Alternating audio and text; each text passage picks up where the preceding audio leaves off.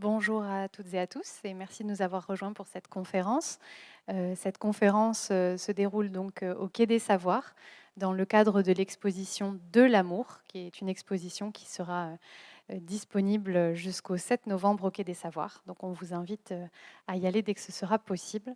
C'est une conférence que nous organisons également dans le cadre de la Semaine du cerveau, que je co-organise et qui a débuté lundi et qui se déroule jusqu'à demain, dimanche inclus. Donc on espère que vous nous rejoindrez également pour cet événement. Aujourd'hui avec nous, nous avons la chance d'avoir Olivia Troupel, qui est maître de conférences en psychologie de l'enfant et de l'adolescence au LIST à l'université l'UT2J et qui fait également qui partie d'un groupement d'intérêt scientifique bébé enfant en contexte, donc le GIS-BECO, et qui va nous parler aujourd'hui d'un sujet passionnant qui est amour et attachement, quel lien. Donc Olivia, merci d'être là et nous sommes prêts à vous écouter. Merci beaucoup de m'avoir invitée en tout état de cause. Donc, je vais essayer en fait de faire cette conférence avec des gens virtuels face à moi, ce qui est pas simple, c'est une première pour moi. Donc, on va essayer de parler de faire le lien. Est-ce qu'il y a un lien entre amour et attachement? On va essayer de le voir en tout état de cause. Voilà, donc aujourd'hui, je vous parlerai tout d'abord de qu'est-ce que c'est que l'attachement et on fera un focus plus particulièrement sur les relations fraternelles et l'attachement aussi fraternel. Alors pourquoi ce choix? Alors déjà parce que dans mes recherches, l'attachement est au central, mais aussi les relations fraternelles et ces relations fraternelles, on les appelle les oubliés du roman familial parce qu'il y a très très peu d'études en fait sur ces relations fraternelles, donc il me semblait opportun de vous parler de ces relations fraternelles. Et souvent, en fait, quand je dis que je travaille sur ces thématiques-là, on me dit, mais en fait, c'est quoi l'attachement? Comment ça marche? Mais en fait, pour s'attacher, il faut qu'il y ait de l'amour. Et est-ce qu'il faut de l'amour pour être attaché? On ne sait pas trop. Si c'est plus, on a l'impression d'une question qui est arrivée en premier, l'œuf ou la poule. Donc, alors peut-être que je ne vous répondrai pas en direct sur cette question-là, mais au moins je vous donnerai des éléments en fait tirés de la théorie, mais aussi de mes recherches sur l'attachement et sur les liens en fait que l'enfant va construire avec différents protagonistes. Donc du coup, c'est quoi l'attachement? Alors, comment répondre? Je vous ai mis une petite image sur souvent on confond l'amour et l'attachement. Euh, voilà. Alors, on ne sait pas pourquoi, on va essayer de comprendre pourquoi. Alors, moi, j'aime bien partir avec les propos en fait des enfants, parce que moi, je travaille beaucoup avec l'enfant et je travaille beaucoup avec le propos de l'enfant, alors que beaucoup de chercheurs s'intéressent à étudier l'enfant à partir du témoignage du parent ou de l'éducateur. Moi, j'aime bien demander à l'enfant ce qu'il en est exactement. Et ce petit garçon qui avait 3 ans, il me disait que c'était très difficile de parler parce que la langue française a été très très compliquée, parce que des fois on utilise le même mot et ça ne veut pas dire du tout la même chose. Et donc ça c'est très très compliqué. Voilà. Et c'est un petit garçon qui était très rigolo parce qu'il inventait en permanence des mots. C'est-à-dire que lui, il n'allumait pas la lumière avec un interrupteur, mais avec un allumateur, parce que c'est quand même beaucoup plus logique. Voilà, sa maman, pour retirer ses poils, elle utilisait un dépoilateur et pas un épilateur. Voilà, donc il jouait beaucoup avec les mots et il me disait toujours, mais j'arrive pas à parler parce que c'est difficile. Il me dit, un avocat, tu peux le manger et il peut te défendre devant le juge. Il a entièrement raison. Les bouchons, ils sont en voiture, mais aussi ça permet de fermer une bouteille. Les jumelles, ça permet de regarder plus loin, au loin, mais ça peut être aussi des sœurs jumelles.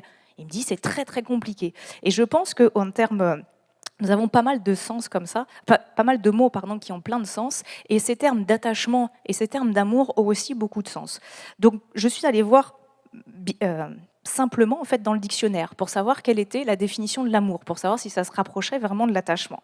Et en fait, on s'aperçoit dans le dictionnaire, il y a au moins 4 définitions de l'amour. L'amour, c'est intérêt, goût très vif manifesté par quelqu'un pour une catégorie de choses, pour telle source de plaisir, de satisfaction, par exemple l'amour des objets. Est-ce qu'on peut le relier à l'attachement? Je ne sais pas. On peut peut-être attacher à un objet. Oui. Affection ou tendresse entre les membres d'une famille. Amour paternel, filial. Peut-être que là, l'attachement, on y est. Inclinaison d'une personne pour une autre de caractère passionnel et ou sexuel. Déclaration d'amour. Liaison, aventure amoureuse, sentimentale, galante, 3 petits points. Donc là, on est avec l'amour dans une définition avec plein de termes qui s'y rapprochent. Donc c'est pas simple en fait de définir l'amour. Qu'en est-il par rapport à l'attachement. Donc si on regarde dans le dictionnaire, l'attachement est défini par le Larousse comme un sentiment d'affection, de sympathie ou vif intérêt qui lie fortement quelqu'un à quelqu'un ou à un animal. Et l'exemple qu'il nous donne, avoir de l'attachement pour son chien. Ok, ça m'aide pas beaucoup pour faire le lien avec l'amour, puisque c'est la question qu'on se pose, quel lien entre les deux. Alors souvent, en fait, quand je fais des formations auprès des professionnels de la petite enfance et de l'adolescence, souvent je leur demande, quand je vous parle d'attachement, quels sont les 3 mots qui vous viennent à l'esprit pour qualifier l'attachement? Et souvent, ils me répondent, le premier mot, c'est lien. Il y a sécurité qui arrive aussi, le mot enfant, le mot confiance et aussi le mot amitié. Une certaine personne aussi, et c'était intelligent, m'a dit, pour moi, attachement, c'est escalade. Ah, oui, mais en fait, quand on réfléchit bien, bah oui, parce que quand on fait de l'escalade, on est attaché par une corde et c'est quelqu'un qui nous sécurise. Il faut avoir confiance en cette personne pour pouvoir monter sereinement sur la montagne. Donc ça a du sens peut-être. Voilà. Et souvent, on me dit attachement égale amour. Bon, voilà. Donc finalement, on ne sait pas vraiment si amour ou attachement, les deux sont liés, parce qu'en plus, souvent, aussi, il y a des gens qui aiment, mais qui aiment trop, ou qui n'aiment pas assez, ou qui aiment mal, ou qui aiment, mais qui ne savent pas montrer leur amour. Donc, ce n'est pas si simple que ça de répondre à cette question-là. Donc, moi, je vous propose de faire un détour par cette théorie de l'attachement pour expliquer pour nous qu'est-ce que ça signifie l'attachement, et peut-être qu'à la fin de cette conférence, vous arriverez à faire le lien entre amour et attachement. En tout état de cause, pour nous, en psychologie du développement, être attaché à quelqu'un signifie seulement qu'en cas de détresse, en fait, on se retourne vers une personne spécifique pour aller chercher de la sécurité ou plutôt chercher en fait de la sérénité. Donc c'est ça en fait cette théorie cet attachement. Et nous disait Bowlby, celui qui on verra qui est à l'origine de cette théorie, cet attachement serait de la naissance jusqu'au tombeau. Donc, ce n'est pas juste quand on est enfant, l'attachement, c'est aussi quand on est adolescent, quand on est adulte, quand on est une personne âgée. Ça aussi, c'est un point intéressant. Donc, cette chose c'est un lien vraiment très spécifique. Et pour se donner une idée de avec qui on est attaché, on peut se dire, voilà, j'ai eu un problème aujourd'hui, j'ai eu un accident de voiture, qui j'ai envie d'appeler pour en parler, pour me sentir mieux. Et là, on peut se dire, peut-être que cette personne-là est une figure d'attachement importante pour moi qui m'aide dans la vie de tous les jours. Avant de vous parler de cette théorie de l'attachement plus en détail, il me semblait important de rappeler le contexte historique dans lequel a éclos en fait cette théorie, parce qu'il me semble essentiel pour bien comprendre une théorie de voir où est-ce qu'elle est née, cette théorie. Donc cette théorie, elle est arrivée au sortir de la guerre. On sort de la Deuxième Guerre mondiale, il y a eu beaucoup de morts, les familles sont meurtries, il y a eu beaucoup d'enfants qui ont été déplacés, qui sont seuls, qui sont orphelins. Et on est dans une période assez compliquée et la famille va se resserrer pour se retrouver en fait plus en sécurité. Et dès 1948, en fait, il y a l'OMS qui va demander à John Bowlby, que vous voyez en photo ici, de faire un rapport pour essayer de comprendre pourquoi les enfants orphelins, alors qu'on s'occupe d'eux, on leur donne à manger, on les baigne, on leur met un toit, un lit, ils ont tout ce qu'il faut pour bien grandir, et bien finalement, ils grandissent pas bien, ils ont des problèmes en fait dans leur développement. Donc l'objectif était de comprendre tout cela, et en fait John Bowlby, donc, qui est un psychanalyste anglais, va rencontrer pas mal de spécialistes de différents domaines, aussi bien l'éthologie que la cybernétique, le darwinisme, vraiment beaucoup de domaines. Et donc, il va construire ce rapport qui va être très important et qui va aider, par exemple, sur l'accueil des enfants orphelins, mais surtout va éclore en fait sa théorie de l'attachement, que je vous expliquerai ce que c'est tout à l'heure, mais je vous dis déjà quels sont les éléments qui l'ont aidé. Alors, il s'est appuyé sur les travaux notamment de l'éthologie, mais aussi de la psychanalyse, avec des éléments qui ont été troublants et qui lui ont permis de construire en fait sa théorie. Alors, il s'est déjà intéressé aux travaux de Lorenz. Alors, peut-être que vous avez déjà vu ce monsieur. C'est un vieux monsieur qui il avait toujours derrière lui des petits oiseaux, des petits oisillons. Et en fait, Konrad Lorenz, il a construit en fait la théorie de l'empreinte. Comment il a fait? C'est-à-dire qu'un jour, il avait un petit oisillon qui est né, et il se retrouvait avec ce petit oiseau. Et qu'est-ce qui s'est passé? Ce petit oiseau l'a vu en premier, et ce petit oiseau faisait que le suivre. Et quand il a voulu le remettre sous sa maman, le petit oiseau, il n'a jamais voulu aller avec sa maman, il suivait Lorenz.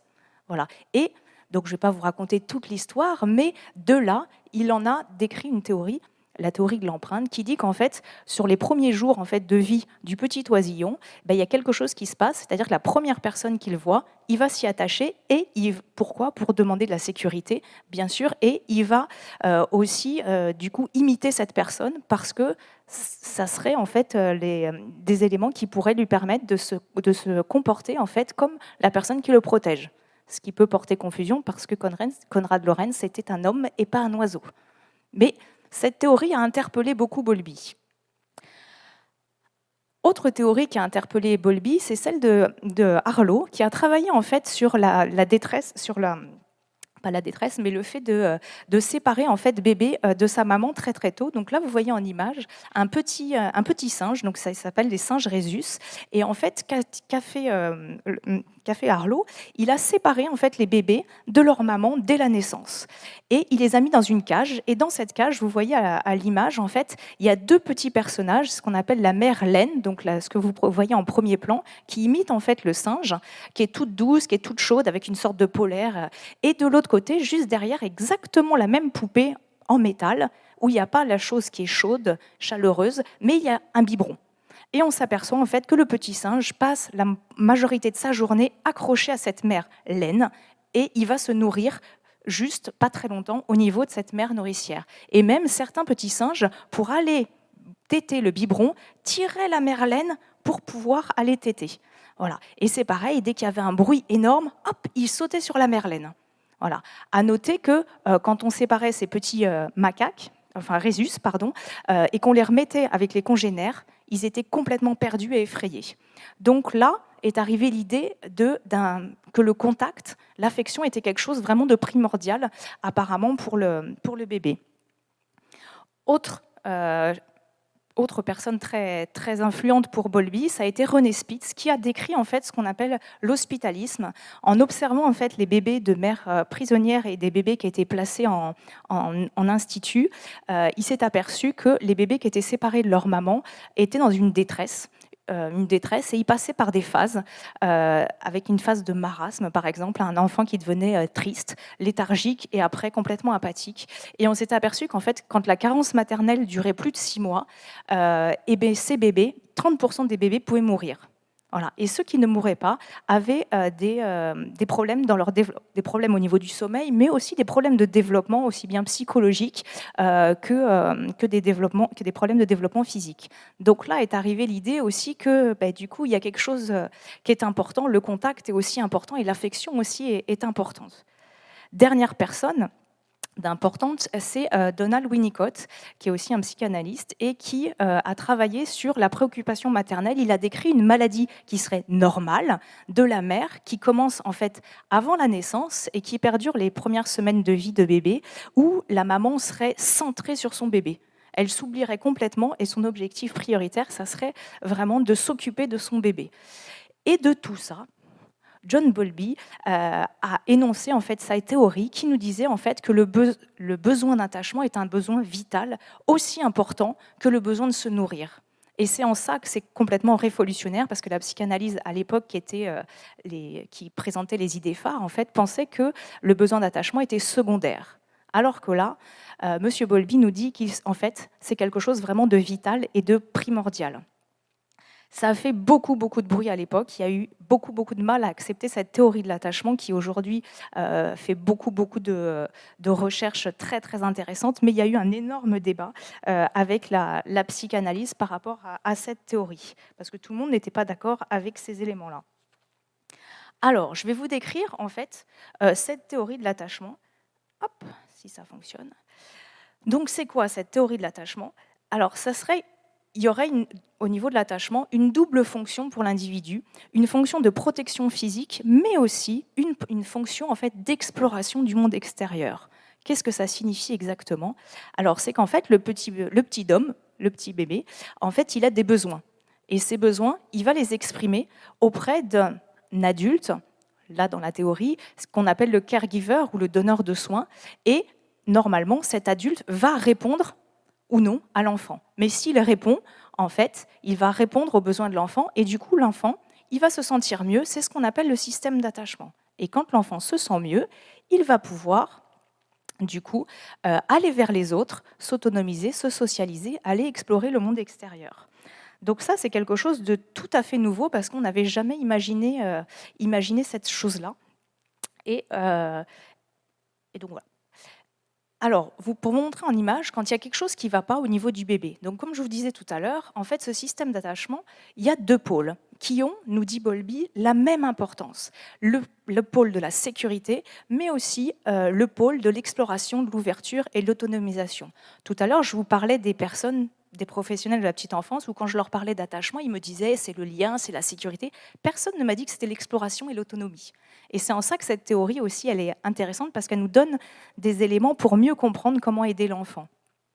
Donc, quand quelque chose ne va pas, en fait, au niveau de bébé, alors qu'est-ce qui se passe au niveau de bébé? Alors, quand quelque chose ne va pas, ça peut être une source externe, c'est-à-dire que sa figure d'attachement s'éloigne, un inconnu qui arrive, un stimuli effrayant comme un gros bruit ou un stress. Donc là, l'enfant n'est pas bien, donc ça veut dire qu'il est en alerte. Son système d'attachement est en alerte. Il peut avoir aussi une source qu'on appelle interne, c'est-à-dire il peut avoir très faim, ou il peut se sentir pas bien dans sa couche, se sentir inconfortable. Il peut aussi se sentir malade. Voilà. Qu'est-ce qui se passe? Je vais vous montrer en image la réaction normalement d'un enfant. Souvent, il pleure. Il pleure pourquoi? Pour appeler sa figure d'attachement. Donc là, vous voyez, la recherche de sécurité va s'activer, le pôle de la sécurité va s'activer et le pôle de l'exploration et l'autonomie va s'éteindre. C'est pour ça d'ailleurs que quand on a un enfant qui est malade, qui a de la fièvre, souvent les médecins peuvent nous demander est-ce qu'il joue encore? Parce qu'un enfant peut avoir de la fièvre, peut être malade, mais peut supporter très bien en fait cette maladie. Et en fait, quand il va plus jouer ou quand il va être collé dans les bras, c'est que là, il a du mal à supporter ce qui se passe. Donc, il a besoin de sécurité et d'être rassuré en fait par sa figure d'attachement ou son donneur de soins. Alors, je vous remets ce système avec ces deux pôles, recherche de sécurité et exploration. Donc là, on va dire que la figure d'attachement a réussi à sécuriser bébé. Tout va mieux pour bébé, on le voit, il est bien, il sourit. Là, je vous l'ai mis dans le bain parce qu'il est en train de jouer dans le bain. Tout va mieux. Et comment il a fait pour jouer? C'est-à-dire qu'en fait, du coup, comme sa figure d'attachement a réussi à le sécuriser, du coup, ce système d'attachement, il s'est éteint et le système d'exploration, d'ouverture, va alors s'activer. Et c'est ça, en fait, la théorie de l'attachement, c'est ce que, en fait, Bowlby a décrit. Et c'est quelque chose auquel on n'avait absolument pas pensé. Donc, c'est en ça que c'est vraiment très important. Alors, vous dire aussi, par rapport à tous ces éléments-là, que je vous parle depuis tout à l'heure du donneur de soins. Qu'est-ce que c'est que ce donneur de soins? Alors pour Bowlby, en fait, le donneur de soins, ou le caregiver, on appelle aussi beaucoup, ou la figure d'attachement, pour Bowlby, en fait, ça serait sa mère. Ou un substitut maternel. Il faut se mettre dans le contexte où la théorie a émergé. On était en 48, 58 même.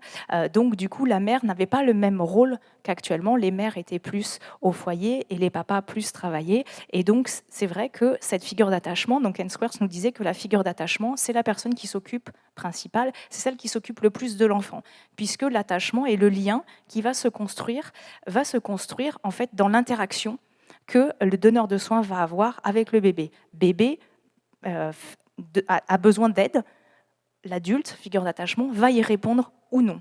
Et c'est ça qui va construire le lien, ce lien d'attachement qui va mettre du temps à se construire. Voilà. Parce que la littérature nous montre que ce lien met au moins 9 mois à se construire, et Bowlby l'a décrit très bien avec 4 phases principales, avec la première phase entre 0 et 3 mois, où là, on a le bébé qui va avoir une préférence pour aller plus vers l'humain que quelqu'un d'autre, et il reconnaît déjà sa maman. Il y a des petites expériences qui le montrent très rapidement, notamment une expérience qui est faite dès la naissance, où on prend une petite gaze et on frotte derrière l'oreille de la maman, et on fait la même chose avec une infirmière, et on fait sentir les deux gazes au bébé, et on s'aperçoit qu'il reconnaît l'odeur de maman, et il a une réaction à la nouveauté par rapport à cette odeur de l'infirmière qu'il ne connaît pas. Vous allez dire, comment on sait qu'il a une réaction à la nouveauté? On lui met une tétine avec un capteur à l'intérieur, et quand il est étonné, il tète beaucoup plus. Donc c'est là qu'on s'aperçoit que il a des compétences pour reconnaître en fait sa maman. Il reconnaît aussi très bien papa, surtout par la voix, parce que papa a une grosse voix qu'il entend mieux, parce que cette voix, elle passe beaucoup mieux au niveau du ventre et au niveau des petites cellules qui sont un peu du gras. Voilà, ces petites cellules de gras. Et donc les grosses voix passent beaucoup mieux en fait que les voix fines, et la voix de la maman, le bébé l'entend par l'extérieur, mais aussi par l'intérieur, par les bruits de l'intérieur. Et du coup, je ne sais pas si vous avez déjà mis l'oreille sur le ventre de quelqu'un, mais il y a un raffut pas possible. Donc c'est pour ça qu'il reconnaît d'ailleurs beaucoup mieux la voix de papa. Il reconnaît aussi très bien dans les quelques jours après la naissance, on fait exactement la même expérience avec les petites gazes, et on le fait avec le papa, et bébé reconnaît préférentiellement l'odeur de papa. Parce que souvent, maman dort avec papa, et souvent, maman fait des câlins à papa, et maman met le nez au niveau de l'oreille, et c'est là où on a une odeur très très particulière, et c'est du condensé en fait d'odeur de maman ou de papa.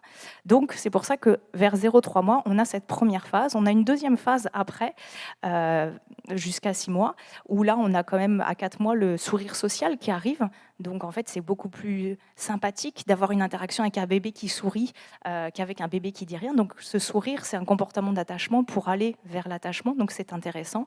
Vers 9 mois, il y a une autre phase où là, l'enfant reconnaît, le lien est constitué, est vraiment fort, et donc il reconnaît sa figure d'attachement, et surtout, il reconnaît en fait, il reconnaît que quand maman n'est pas là, est-ce qu'elle existe, est-ce qu'elle n'existe pas, il sait que quand elle s'en va, peut-être qu'elle peut disparaître, et surtout que bébé et maman sont dissociés, alors qu'avant, il pensait que c'était la même personne.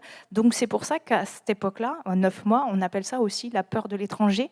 Et c'est d'ailleurs aussi pour ça que quand on joue avec les bébés, je ne sais pas si vous avez déjà joué avec les bébés à coucou me voilà, on se cache et on se réveille. Et souvent, les petits, ils rigolent beaucoup à ce jeu-là.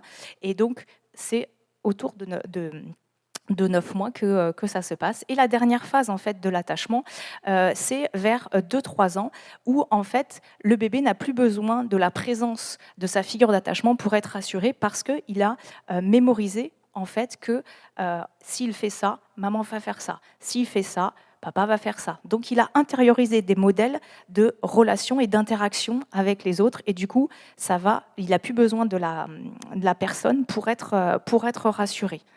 Voilà. Mais ce système d'attachement, il est très particulier. Alors, les mamans pourront, et les papas aussi, mais c'est surtout les mamans qui font cette expérience-là. Moi, je l'ai fait aussi.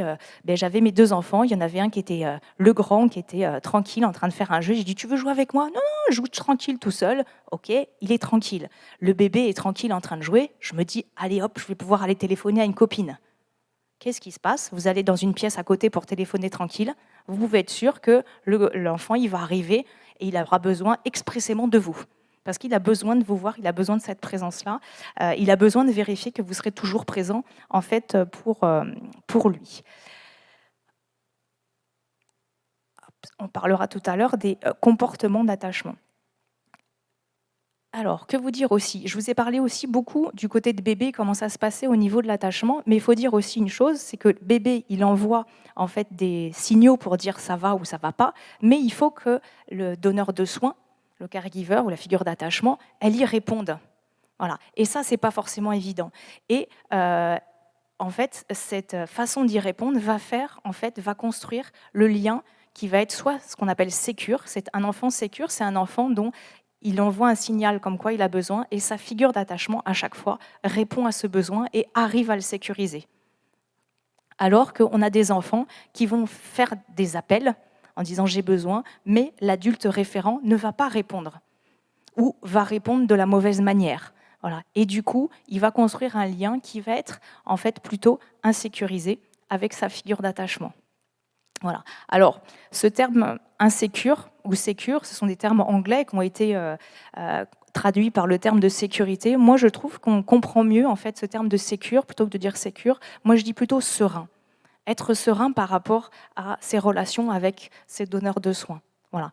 Est-ce que l'enfant se sent serein par rapport à ça, ou est-ce que il se sent pas serein? Peut-être qu'il est vigilant parce qu'il ne sait pas comment son parent va réagir. Donc, voilà. C'est pour ça que c'est plutôt le fait d'être serein. Donc, je vous parlais tout à l'heure du fait que l'enfant appelle. L'enfant a des comportements qui sont innés, un peu des comportements qui lui permettent en fait d'appeler à l'aide, parce que à la différence de beaucoup d'animaux qui, quand ils naissent, ils peuvent déjà courir, ils peuvent déjà s'enfuir, ils peuvent déjà faire plein de choses, nous, les humains, quand on naît, on ne sait pas faire grand-chose et on ne peut pas trop se protéger. Donc c'est pour ça qu'on utilise en fait des comportements pour alerter en fait la personne qui s'occupe de nous, pour lui dire "Eh oh, ça va pas". Donc en fait, ces comportements, il y a quoi? Il y a donc des comportements, on en a parlé tout à l'heure, pour permettre de continuer l'interaction, donc le sourire, les vocalisations, voilà. Mais il y a aussi le fait, tout simplement, quand il y a quelque chose qui ne va pas, les comportements d'alerte, où là, l'enfant pleure, où l'enfant crie, et en fonction des caregivers, il y en a qui de suite vont venir parce qu'ils ne supportent pas les cris, il y en a qui vont donner plus de temps. Voilà. Mais ce sont des comportements qui sont importants. À savoir que ces comportements d'attachement vont évoluer en fonction de l'âge de l'enfant. Par exemple, il y a le bébé qui s'accroche, qu'on appelle les bébés koalas vers 2 ans, ou 18 mois, 2 ans, où on appelle ça aussi le bébé timbre-poste. Il est collé à maman, ou collé à sa nounou, il est tout le temps dans les bras, il est collé au basque tout le temps, voilà. Mais ça fait du bien, et c'est un comportement d'attachement qui fonctionne très très bien. Je vous ai dit que l'attachement, c'était tout au long de la vie, et donc ça veut dire qu'on a tous, tout au long de la vie, aussi des comportements d'attachement, mais bien sûr pas les mêmes. Parce que je ne me vois pas, moi, faire le timbre-poste avec maman ou avec papa. C'est pareil, on a du mal à imaginer un adolescent faire le timbre-poste avec papa ou maman. Voilà, c'est plutôt, il décolle au maximum. Voilà, mais donc c'est pour ça que ça évolue au cours du temps, mais nous avons toujours des comportements d'attachement et nous avons toujours un lien qui va influencer comment on va interagir avec les autres. Alors je vais vous montrer en fait une petite vidéo qui nous permet de voir les comportements d'attachement et ces comportements d'attachement plutôt à 9 mois. Vous allez voir, il y a 3 petites vidéos, 3 petites séquences avec tout d'abord en fait un bébé qui a 9 mois, et donc on va voir comment il réagit. Donc il est dans une salle inconnue avec sa maman, donc il est sur les genoux de sa maman, et une personne, une chercheuse qu'il ne connaît pas.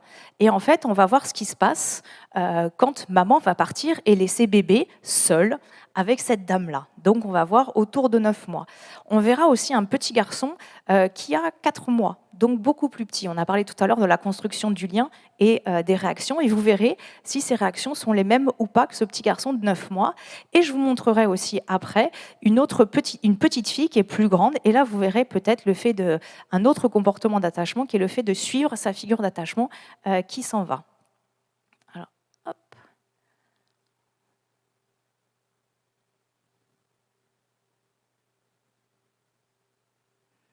Ça, c'est toujours la technique. Normalement, ça fonctionne.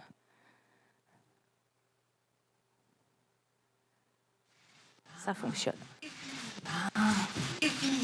Alors, je ne vous ai pas dit, c'est au Québec, donc ce sont des Québécois. Donc, des fois, vous n'allez peut-être pas tout comprendre. Donc, sur votre gauche, la dame qui touche le bébé, c'est la chercheuse.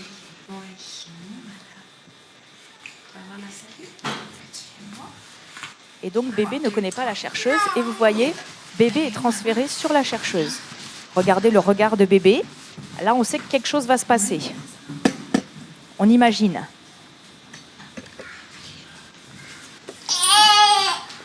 Voilà un petit comportement d'attachement.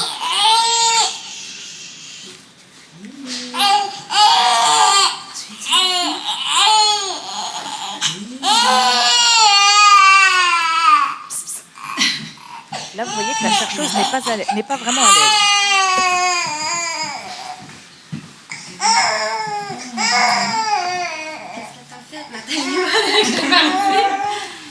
Donc là, maman revient et on va voir que bébé, il fait le câlin à maman et surtout il arrête de pleurer.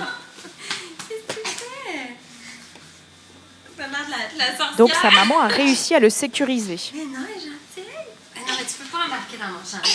Donc là, ils ont passé un petit moment ensemble. Et là, vous voyez que bébé, il est sécurisé par maman parce qu'il va jouer avec la chercheuse. Donc il a son système d'attachement qui est désactivé et le système d'exploration qui est activé. Il fait des sourires. Oui, tu me fais des belles façons maintenant. Et si je te prends dans mes bras, qu'est-ce que tu vas faire? Est-ce que tu viens? Ah! Qu'est-ce que tu viens? Ouvre là. Non, monsieur. Non. Elle est où, maman? Voilà, elle est juste là. OK. OK. Elle est juste là. Elle est juste là. Oh, elle s'en va pas. Elle reste là. Non, monsieur, je ne veux pas. Donc là, vous voyez, donc bébé est avec son papa, donc il est plus petit, et c'est exactement la même expérience. Il va y avoir le transfert sur la chercheuse. Papa, il va s'en aller avec maman dans la chambre, puis qu'il le voit. Bye, papa. Bye, maman. Et là, c'est pas parce qu'il est avec le papa qu'il n'a pas les mêmes réactions, mais c'est parce qu'il est plus petit. Vous voyez dans son regard qu'il ne comprend pas trop ce qui se passe. Et il ne veut pas l'interaction avec la dame, il la regarde absolument pas.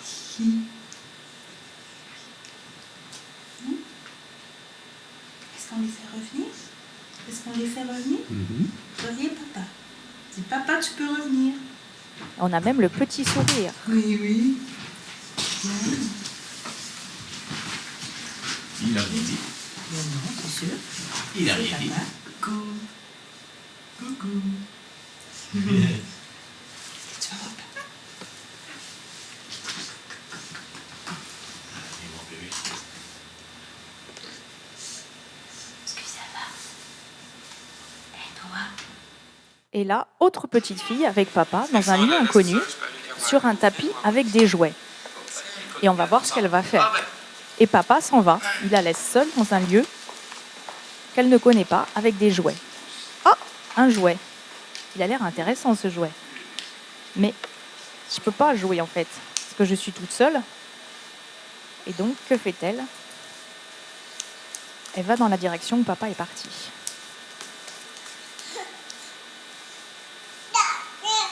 Et là, elle appelle papa.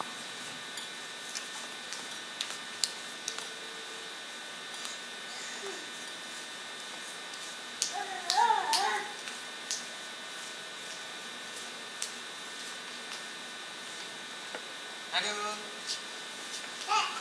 Hey, tu nous as retrouvés? On est tout là.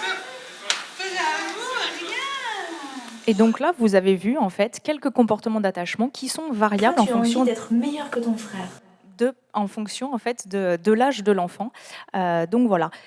Cette théorie est magnifique, mais elle a eu une grande avancée en fait grâce aux travaux d'Ainsworth qui a permis de mettre en place une expérience qui est la situation étrange, qui met en fait un petit peu comme cette expérience en fait bébé dans un endroit inconnu avec une étrangère ou avec maman, et on regarde en fait, on mesure les réactions de bébé aux retrouvailles et aussi en présence d'une étrangère pour mesurer en fait le type d'attachement. Et donc ça nous permet de voir, comme je disais tout à l'heure, les enfants qui sont sécures, qui représentent à peu près 3/4 de la population, voilà, et les autres enfants qui sont plutôt de type insécure. Vous avez vu tout à l'heure un papa, parce que dans cette théorie, au début, on dit qu'en fait la théorie de Bowlby est monotropique, parce qu'elle s'intéressait qu'aux mamans et ne parlait absolument pas du papa. Il faudra attendre en fait quelques années avec les travaux notamment de Schaeffer et Emerson, plus vers 64, qui vont montrer que le papa aussi peut être une figure d'attachement. Je ne rentrerai pas dans le détail, mais vous dire que papa est une figure d'attachement qui est compétente aussi, comme maman, sur les deux pôles de la sécurité et aussi de l'attachement, mais il est beaucoup plus compétent sur le pôle en fait de tout ce qui est exploration, puisque l'interaction avec papa, elle est plus dans le jeu, elle est plus dans aller plus loin, aller plus haut. Voilà, le papa, il est d'ailleurs une petite image, moi que j'aime bien, mais papa qui arrive du travail, souvent il prend bébé, il le fait sauter en l'air, et la maman elle fait attention, attention, il vient de manger. Voilà, le papa, il est plus à jeter bébé en l'air, il est plus à faire du vélo très vite. Voilà, papa va vraiment stimuler et activer en fait le développement de bébé. Aussi, papa est un pont social, c'est-à-dire pourquoi? Parce que papa, il comprend pas le discours de bébé. Quand bébé il dit pote sur la longue, il n'y a que maman qui comprend que bébé a mis de la compote sur le pantalon, papa il comprend pas. Donc il va le faire répéter, il va lui montrer en fait qu'il n'y a que maman qui le comprend, et s'il veut être compris du monde extérieur, il faut vraiment qu'il fasse des efforts pour être mieux compris. Donc papa est vraiment plus compétent sur ce pôle-là. Alors, je vais vous parler aussi de la fratrie. Je vais faire le lien avec la fratrie. Vous me dites par rapport au temps. Voilà. Mais au niveau de la fratrie, du coup, il y a très très peu, je vous disais, d'études sur les relations fraternelles et encore moins sur l'attachement fraternel. Voilà, on dit vraiment que c'est les oubliés du roman familial, mais c'est vrai. Il y a vraiment très peu de travaux sur ces fratries. Donc, avant de parler de l'attachement fraternel, puisque ce sont mes travaux, je vais vous parler aussi d'une chose qui est importante, c'est la fratrie et surtout qu'est-ce que c'est que cette fratrie. Alors, cette fratrie, bien sûr, elle a toujours une histoire qui est unique pour chaque fratrie, mais la fratrie, c'est quoi? C'est des frères et sœurs, ça peut être donc des frères ou des sœurs, ça peut être aussi des jumeaux, ça peut être des triplés, ça peut être des enfants qui sont handicapés, donc ça peut être vraiment très très variable. On sait que ces relations, elles sont très importantes dans le développement de l'enfant, mais surtout que ces relations, elles sont vraiment très ambivalentes entre la haine et l'amour. On est vraiment de ces deux côtés-là, et voilà. Et c'est ça qui les rend d'ailleurs très très riches, mais elles sont très très peu utilisées. Donc, je regarde le temps. Il faut peut-être s'arrêter. Dites-moi. Oui. Donc ces relations, elles sont très importantes pour le développement de l'enfant. Et on s'est aperçu qu'il était important. Comme je vous disais, il y a très peu de travaux dessus. Et nous, on a mis en place des travaux pour essayer de comprendre en fait comment fonctionnent les relations fraternelles, mais surtout pour essayer de comprendre en fait la qualité de ces relations fraternelles. Est-ce qu'on peut évaluer la qualité des relations fraternelles? Alors la réponse est oui. Donc j'ai mis en place en fait il y a quelques années un questionnaire pour essayer du point de vue de l'enfant, de comprendre comment il sentait en fait ses relations fraternelles et comment il les qualifiait. Donc c'était un petit questionnaire, j'espère que ça passera, où je pose des questions en fait à l'enfant et l'enfant me répond. Et je coche les réponses en fait sur le questionnaire direct. Et comme ce sont des enfants, puisque les plus petits avaient 3 ans, en fait, les styles de réponse, ce sont des petits émoticônes avec un petit bonhomme content ou un petit bonhomme qui n'est pas content. Toi, tu as envie d'être meilleur que ton frère?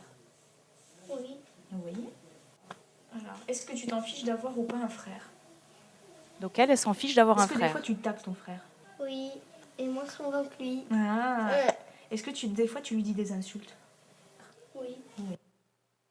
Donc ça, je vous passe qu'un tout petit morceau. Donc ça, c'est la grande sœur d'une fratrie, donc Lisa, qui a 8 ans et qui parle de son petit frère qui a 4 ans et demi, il me semble, et où ils ont des relations très, très particulières.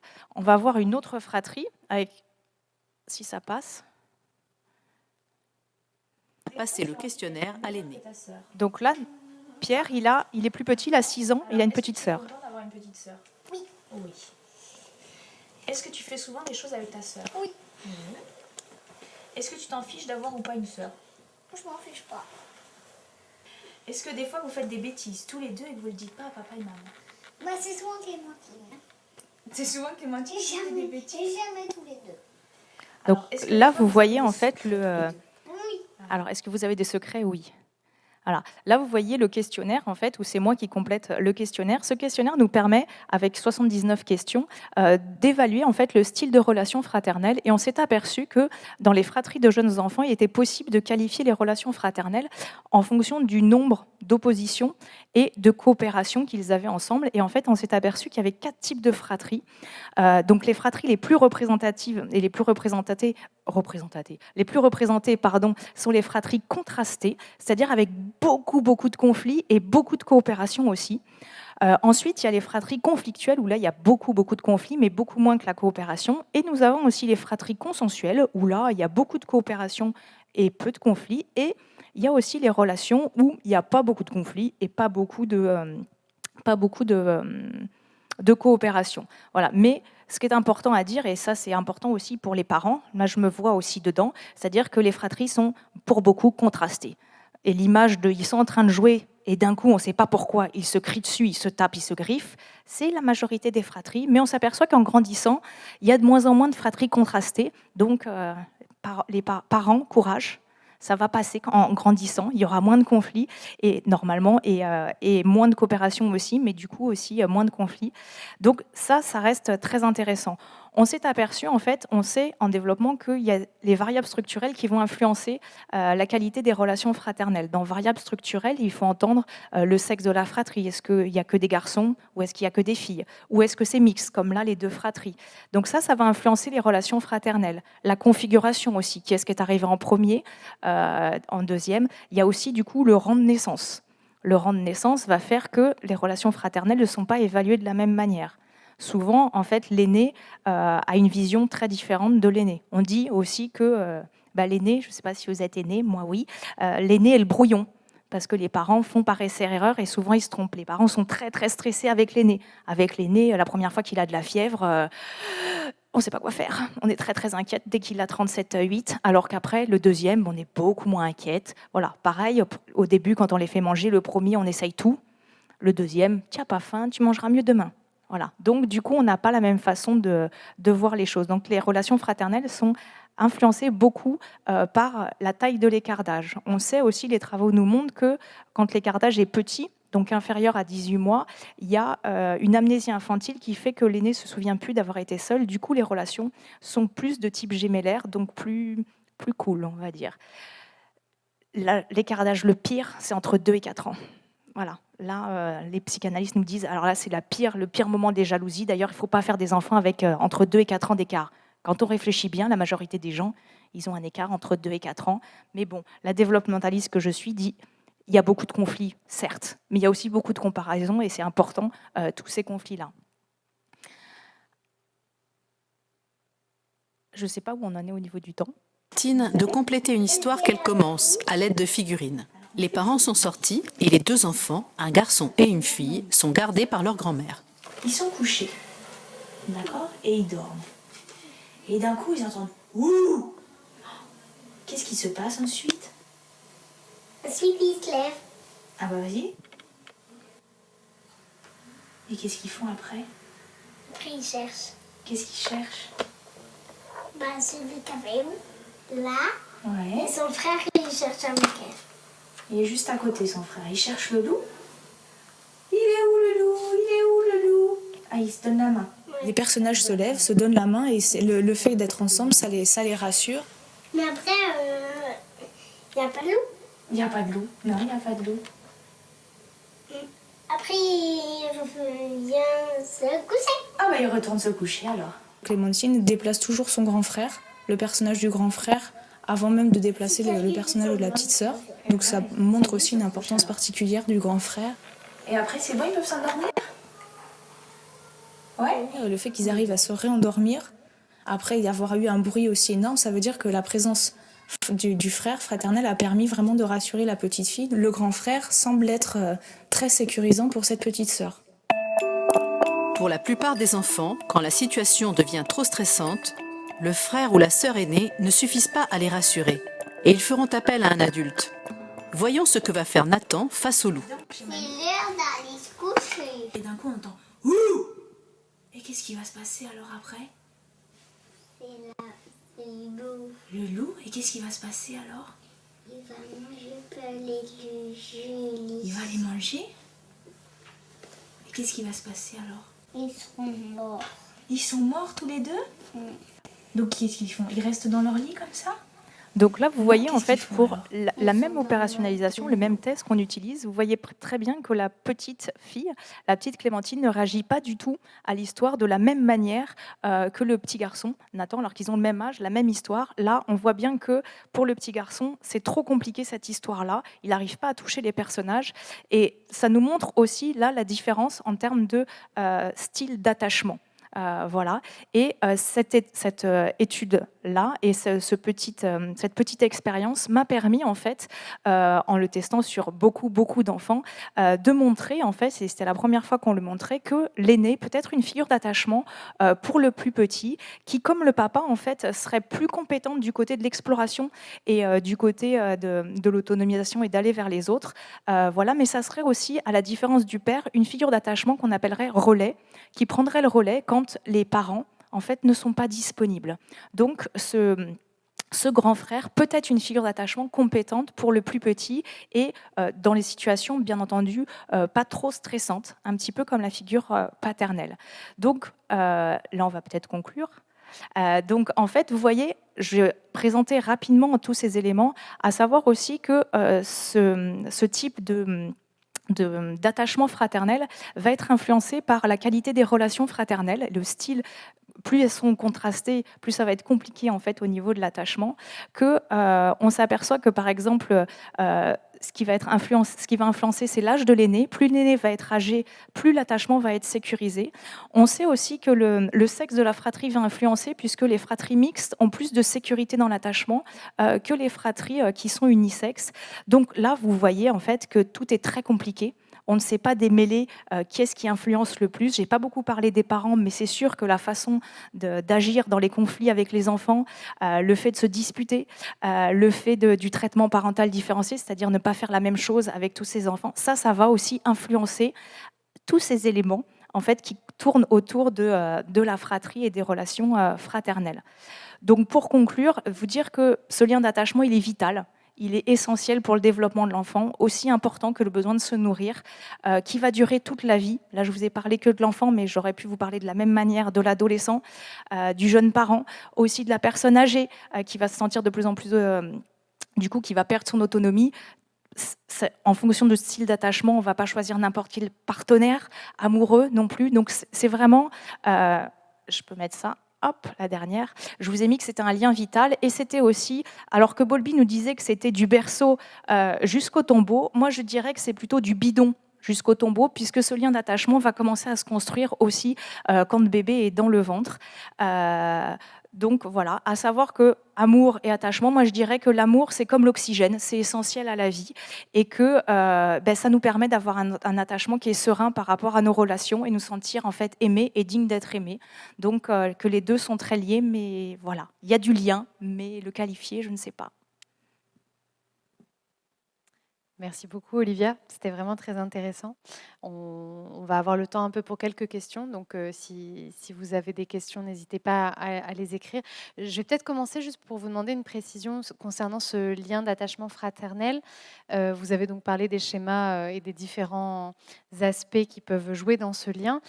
Concernant les familles recomposées, est-ce que vous avez un peu étudié ça, justement, le lien entre demi-frères, demi-sœurs? Est-ce qu'il y a des différences par rapport à un lien fraternel, on va dire, purement biologique? Alors, moi, je ne l'ai pas étudié et personne ne l'a étudié vraiment parce que, en fait, donc, comme je vous disais, c'est les oubliés vraiment du roman familial.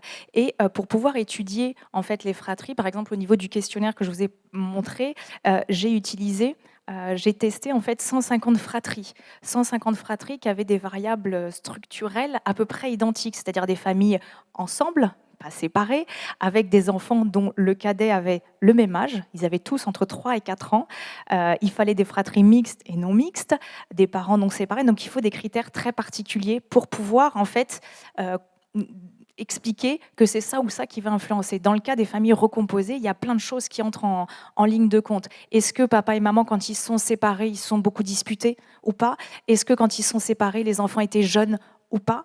Après, on a parlé de frères, de demi-frères, il y a aussi les quasi-frères. C'est-à-dire que quand on recompose, il y a la maman qui a des enfants, le nouveau compagnon qui peut avoir des enfants, ça ce sont des quasi-frères, et il peut y avoir des demi-frères, des nouveaux enfants qui naissent de ce nouveau couple, à savoir que aussi les enfants, ils ont un papa, le papa aussi peut aussi recomposer de l'autre côté.